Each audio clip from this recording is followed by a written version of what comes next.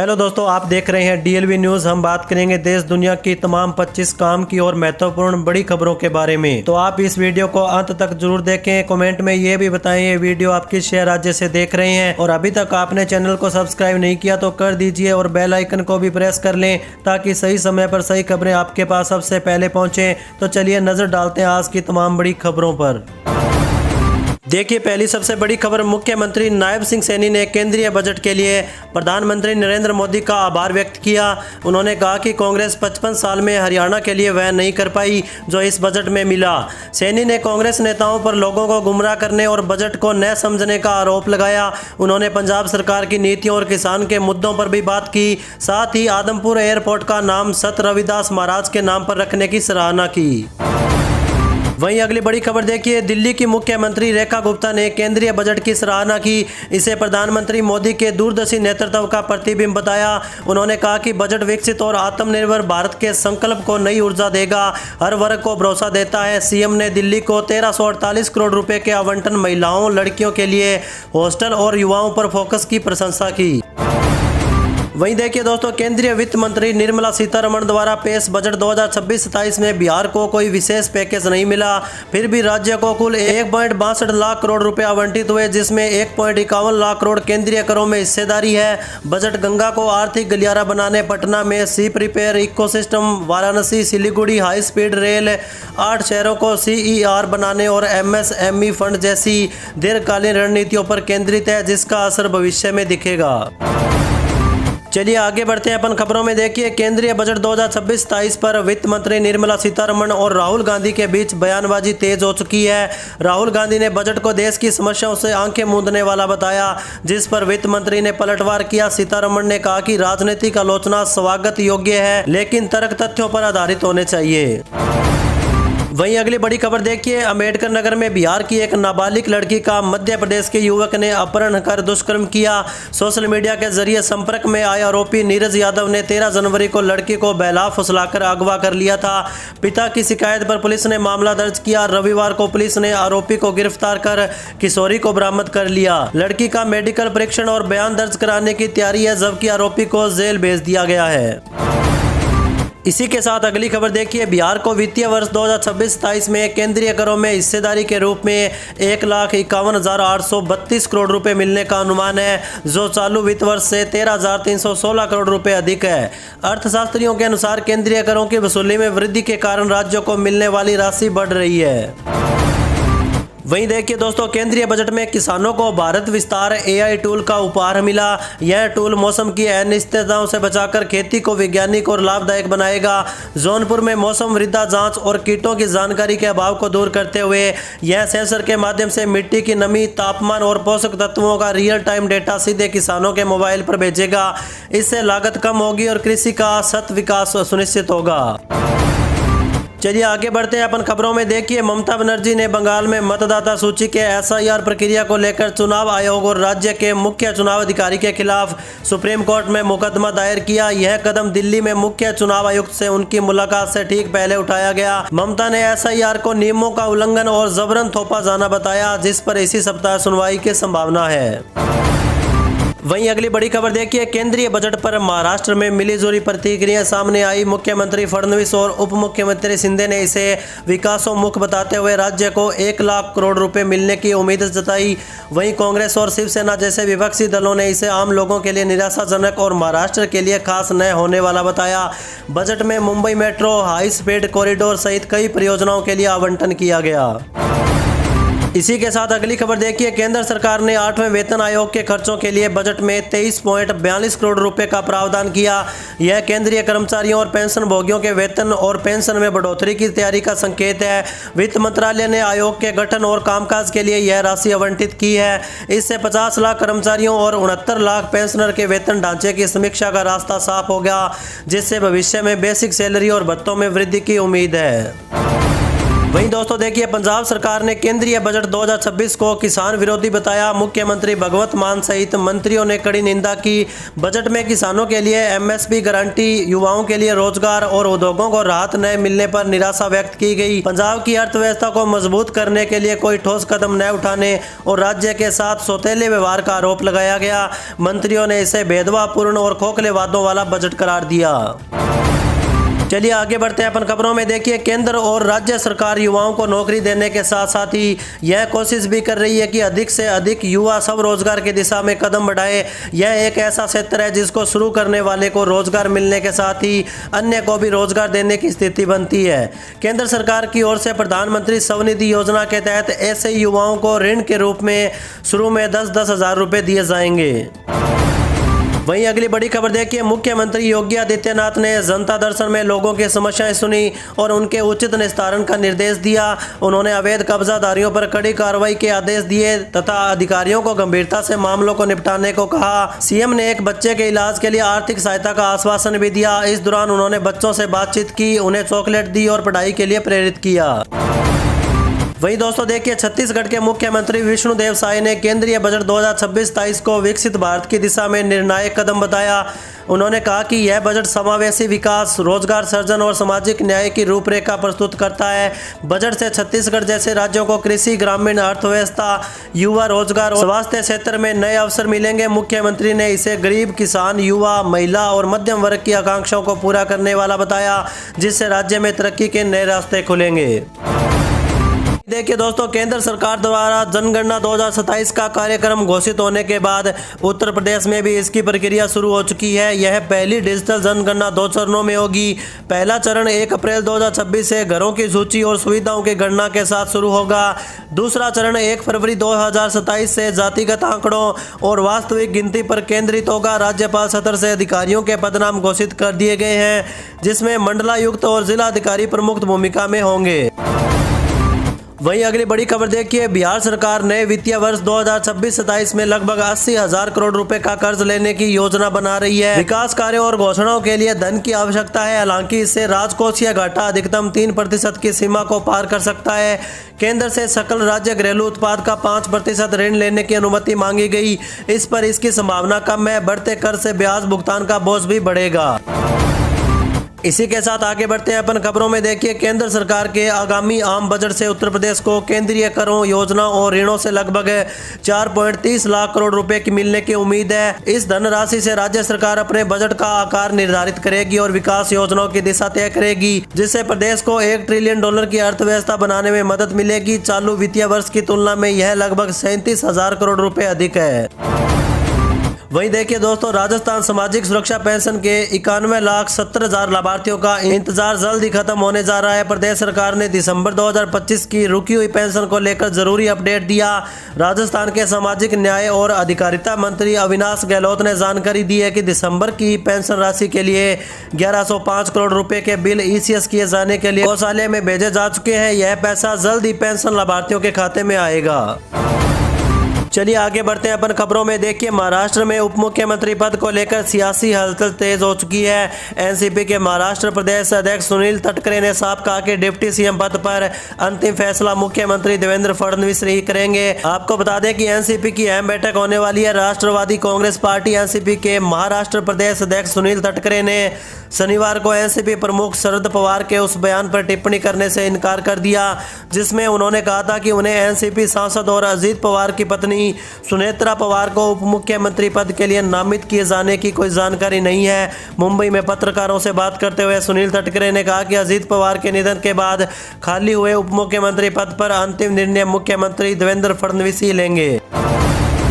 वहीं दोस्तों देखिए, अखिलेश यादव ने महोबा में मंत्री स्वतंत्र देव सिंह को विधायक द्वारा रोके जाने और अयोध्या में बुलडोजर कार्रवाई पर भाजपा पर हमला बोला। उन्होंने कहा कि भाजपा के डबल इंजन ही नहीं, डिब्बे भी टकरा रहे हैं, क्योंकि मंत्री और विधायक जनता के काम छोड़कर पैसा कमाने में लगे हैं। अखिलेश ने भाजपा सरकार को अन्यायपूर्ण और पक्षपातपूर्ण बताया। इसी के साथ अगली खबर देखिए, मुजफ्फरपुर में सरकारी योजनाओं का लाभ हर किसान तक पहुंचाने के लिए 2 से 6 फरवरी तक विशेष महाअभियान चलाया जाएगा। जिला अधिकारी ने किसानों के निबंधन और KYC की प्रक्रिया को अनिवार्य व सरल बताया। इसका उद्देश्य पात्र किसानों की पहचान कर उन्हें सीधा लाभ देना है। कमजोर प्रदर्शन वाले प्रखंडों को सक्रियता बढ़ाने के निर्देश दिए गए, जिसमें प्रतिदिन 2000 निबंधन का लक्ष्य रखा गया है। वहीं अगली बड़ी खबर देखिए, भारत अपना AI मॉडल दुनिया के सबसे बड़े AI इम्पैक्ट समिट में लॉन्च करेगा, जो 16 से 20 फरवरी को नई दिल्ली में आयोजित किया जाएगा। इसमें 100 देशों के प्रतिनिधि और वैश्विक कंपनियों के CEO शामिल होंगे। इलेक्ट्रॉनिक व IT मंत्री अश्विनी वैष्णव ने बताया कि भारत विश्वसनीय और सुरक्षित AI मॉडल देना चाहता है। देश में AI इंफ्रास्ट्रक्चर में $70 अरब का निवेश हुआ है, जो 2 गुना होने की उम्मीद है। AI से नौकरी जाने का खतरा भी कम है। चलिए आगे बढ़ते हैं अपन खबरों में। देखिए, उरई में 1 मार्च से गेहूं खरीद शुरू होगी, जिसमें न्यूनतम समर्थन मूल्य यानी कि MSP 160 रुपये बढ़ाकर 2585 रुपये प्रति क्विंटल हो गया है। किसानों को भुगतान 48 घंटे के भीतर उनके बैंक खातों में PFMS के माध्यम से मिलेगा। जिले में लगभग 70 खरीद केंद्र बनाए जाएंगे। जो चना, मसूर और सरसों के दामों में भी 300 रुपये तक की वृद्धि की गई है, जिससे किसानों को अधिक लाभ होगा। वहीं अगली बड़ी खबर देखिए, भारत और यूरोपियन यूनियन के बीच हुए मुक्त व्यापार समझौते FTA पर कांग्रेस की तीखी टिप्पणी का केंद्रीय मंत्री पीयूष गोयल ने करारा जवाब दिया और कहा कि अंगूर खट्टे हैं। उन्होंने इस मुहावरे का उपयोग कांग्रेस नेता जयराम रमेश की X पर उन टिप्पणियों को लेकर किया, जिसमें उन्होंने दावा किया था कि FTA को बढ़ा चढ़ाकर बताया जा रहा है। वहीं अगली बड़ी खबर देखिए, देश में बच्चों के लिए बैन होगा इंटरनेट मीडिया। हाल ही सर्वे में चौंकाने वाली बातें सामने आई। दरअसल आर्थिक सर्वेक्षण 2025-26 ने बच्चों में बढ़ती डिजिटल लत पर गंभीर चिंता जताई। रिपोर्ट के अनुसार इंटरनेट मीडिया और ऑनलाइन प्लेटफॉर्म बच्चों के मानसिक स्वास्थ्य, पढ़ाई व सामाजिक जीवन को प्रभावित कर रहे हैं। सरकार ने उम्र सत्यापन और सुरक्षित डिजिटल उपकरणों को बढ़ावा देने की सिफारिश की। ऑस्ट्रेलिया जैसे देशों में प्रतिबंध लागू है, जबकि भारत में भी जागरूकता बढ़ रही है। चलिए आगे बढ़ते हैं अपन खबरों में। देखिए, आगरा कोर्ट में भाजपा सांसद कंगना रनौत के मामले में पुलिस आख्या प्रस्तुत की गई। कंगना ने अपने बयानों पर कहा कि उनका इरादा किसी का अपमान करना नहीं था, यही उनकी निजी राय थी। उन्होंने किसान आंदोलन 1947 की आज़ादी पर दिए बयानों का बचाव किया। कोर्ट ने बहस के लिए 13 फरवरी 2026 की अगली तारीख तय की है। वहीं देखिए दोस्तों, भारत सरकार बांग्लादेश में अल्पसंख्यकों पर हो रहे मामलों की लगातार निगरानी कर रही है। राज्यसभा में विदेश मंत्रालय के राज्य मंत्री कीर्ति वर्धन सिंह ने बताया कि भारत ने इस मुद्दे को ढाका के अधिकारियों के साथ कई बार उठाया। भारत की अपेक्षा है कि बांग्लादेश की अंतरिम सरकार इन घटनाओं की गंभीरता से जांच करे और दोषियों को न्याय के कटघरे में लाए। प्रधानमंत्री और विदेश मंत्री ने भी इस विषय पर चिंता व्यक्त की। इसी के साथ अगली बड़ी खबर देखिए, ट्रांस यमुना क्षेत्र के विकास को गति देने के लिए बोर्ड की पहली बैठक में 728 करोड़ रुपए की परियोजनाओं को मंजूरी मिली। मुख्यमंत्री रेखा गुप्ता की अध्यक्षता में हुई बैठकों में सड़कों, ड्रेनेज और जल भराव जैसी समस्याओं के समाधान पर जोर दिया गया। मानसून से पहले इन मुद्दों को प्राथमिकता से हल करने के निर्देश दिए गए, ताकि लोगों को बेहतर बुनियादी सुविधाएं मिल सके। वहीं अगली बड़ी खबर देखिए, उप मुख्यमंत्री सम्राट चौधरी ने बाल श्रम को अभिशाप बताते हुए बिहार को अगले 5 वर्षों में बाल श्रम मुक्त बनाने का लक्ष्य रखा। उन्होंने कहा कि सरकार गरीब बच्चों को मजदूरी से निकालकर शिक्षा से जोड़ेगी। पटना में आयोजित एक कार्यशाला में विभिन्न विभागों और संगठनों ने बाल श्रम रोकथाम, उन्मूलन और पुनर्वास पर चर्चा की। पुलिस को बाल श्रम कराने वालों पर सख्त कार्रवाई करने का निर्देश दिया, ताकि हर बच्चा स्कूल जा सके। चलिए आगे बढ़ते हैं अपन खबरों में। देखिए, कानपुर में 2027 की जनगणना की तैयारियां शुरू हो चुकी है। यह पहली बार पूरी तरह डिजिटल होगी, जिसमें नागरिक स्वयं अपनी जानकारी भर सकेंगे। पहला चरण 22 मई से 20 जून तक भवनों की गणना के लिए चलेगा, जबकि दूसरा चरण फरवरी 2027 में जनसंख्या आंकड़े जुटाएगा। इस जनगणना में 33 बिंदुओं पर जानकारी मांगी जाएगी और 13,000 निवासी कार्मिक तैनात किए गए हैं। यह देश की 16वीं और स्वतंत्रता के बाद 8वीं जनगणना होगी। वहीं अगली बड़ी खबर देखिए, संसद में पेश आर्थिक सर्वेक्षण 2025-26 रिपोर्ट के अनुसार हिमाचल प्रदेश को GST राजस्व में भारी कमी का सामना करना पड़ रहा है, जिससे राज्य की आर्थिक चिंताएं बढ़ चुकी है। मौजूदा वित्त वर्ष में GST से प्राप्त राशि में उल्लेखनीय गिरावट दर्ज की गई। रिपोर्ट में राज्य घरेलू उत्पाद की वृद्धि दर में भी कमी बताई गई है। हालांकि प्रति व्यक्ति आय बढ़ी। मुख्यमंत्री सुखविंदर सिंह सुक्खू ने इस मुद्दे पर केंद्र से राहत मांगी। इसी के साथ अगली बड़ी खबर देखिए, योगी सरकार ने पूर्वी पाकिस्तान से विस्थापित 99 हिंदू बंगाली परिवारों को कानपुर देहात में बसाने का फैसला किया। ये परिवार मेरठ की मवाना तहसील में झील की भूमि पर अवैध रूप से रह रहे थे। कैबिनेट ने प्रस्ताव को मंजूरी दे दी है, जिसके तहत उन्हें रसूलाबाद तहसील के बेसाया और ताजपुर तरसोली गाँव में 0.50 एकड़ भूमि 30 वर्ष से पट्टे पर आवंटित की जाएगी। चलिए आगे बढ़ते हैं अपन खबरों में। देखिए, दिल्ली की राउज एवेन्यू कोर्ट ने कांग्रेस अध्यक्ष मल्लिकार्जुन खड़गे को नोटिस जारी किया। यह नोटिस उनके खिलाफ दर्ज शिकायत खारिज करने के आदेश को चुनौती देने वाली पुनरीक्षण याचिका पर दिया गया। विशेष न्यायाधीश जितेंद्र सिंह ने दिल्ली पुलिस और खड़गे को यह नोटिस जारी किया, जिसमें जवाब मांगा गया है। मामले की अगली सुनवाई 27 फरवरी को होगी और कोर्ट ने ट्रायल कोर्ट का रिकॉर्ड भी तलब किया।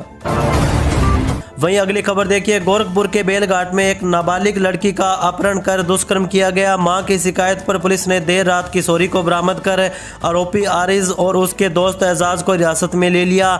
मां ने बताया कि उसने अपनी बेटी को आरिज के साथ जबरदस्ती करते देखा, जबकि एजाज रखवाली कर रहा था। पुलिस ने मामला दर्ज कर लिया और आगे की कार्रवाई कर रही है, हालांकि मेडिकल होना अभी बाकी है।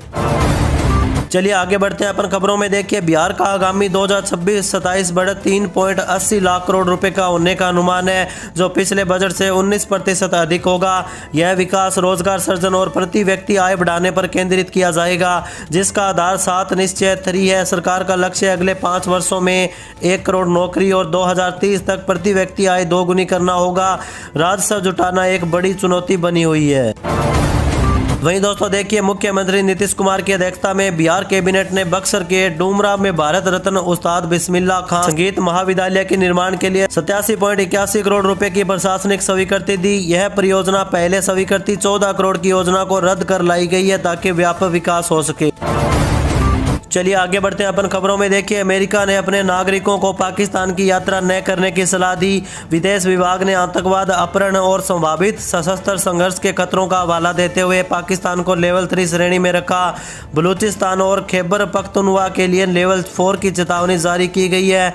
यह सलाह पाकिस्तान के सैन्य प्रमुख आसिम मुनीर के अमेरिकी दौरे के बाद सामने आई, जो दोनों देशों के बीच बढ़ती नजदीकी के बावजूद सुरक्षा चिंताओं को उजागर करती है। वहीं अगली बड़ी खबर देखिए, दिल्ली भाजपा ने वोटर लिस्ट के लिए स्पेशल इंटेंसिव रिवीजन SIR की तैयारी शुरू कर दी है।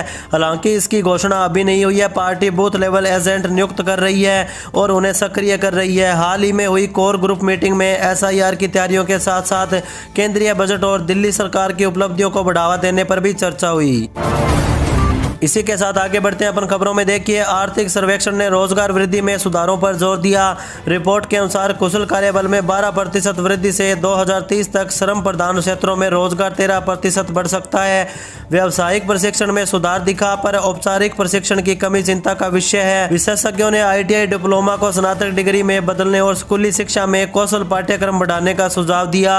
भारत को जनसांख्यिकी लाभांश 2030 तक चरम पर होगा, लेकिन जनसंख्या वृद्धि होने की चुनौती भी है। चलिए अगली खबर देखिए, सुप्रीम कोर्ट ने विश्वविद्यालय अनुदान आयोग यानी UGC के नियमों और कैंपस में बढ़ते भेदभाव को लेकर बेहद सख्त टिप्पणी की है। मुख्य न्यायाधीश जस्टिस सूर्यकांत और जस्टिस जय माल्या बागची की पीठ ने सुनवाई के दौरान समाज में बढ़ती वर्गीय खाई और पहचान आधारित राजनीति पर गंभीर सवाल उठाए। शीर्ष ने अदालत से कहा कि UGC के नए नियम अस्पष्ट है और इसके दुरुपयोग का खतरा है। सुप्रीम कोर्ट ने केंद्र और UGC को नोटिस जारी किया, नियमों का ड्राफ्ट फिर से तैयार करने का निर्देश दिया। फैसला आते ही सवर्ण समाज के लोग खुशी से झूम उठे। कहीं गुलाल उड़ने लगा, कहीं मिठाई बांटकर खुशियां मनाई गई। कोर्ट ने यह फैसला उन याचिकाओं पर सुनवाई करते हुए दिया जिनमें आरोप है कि नए नियम सवर्णों के साथ भेदभाव करते हैं। वही दोस्तों देखिए, उत्तर प्रदेश सरकार ने PCSE भर्ती नियमों में महत्वपूर्ण बदलाव किया। अब न्यायिक सेवा नियमावली 2001 के तहत सीधी भर्ती के लिए उम्मीदवार को विज्ञापन की तिथि तक कम से कम 3 वर्ष का विधि व्यवसाय वकालत अनुभव अनिवार्य होगा। यह संशोधन सुप्रीम कोर्ट के निर्देश और उच्च न्यायालय की संस्तुति पर किया गया, जिसका उद्देश्य न्यायिक सेवा की गुणवत्ता और पारदर्शिता बढ़ाना है। वहीं अगली बड़ी खबर देखिए, प्रधानमंत्री मोदी ने आगामी बजट में रिफॉर्म एक्सप्रेस को गति देने और मैन्युफैक्चरिंग सेक्टर को बढ़ावा देने के स्पष्ट संकेत दिए। यूरोपीय संघ के साथ मुक्त व्यापार समझौते के बाद भारतीय वस्तुओं की बढ़ती मांग को पूरा करने के लिए विशेष प्रावधान हो सकते हैं। उन्होंने विपक्ष को समाधान पर ध्यान देने की सलाह दी और युवाओं के लिए कौशल विकास पर जोर दिया, जिससे भारत वैश्विक मैन्युफैक्चरिंग हब बन सके।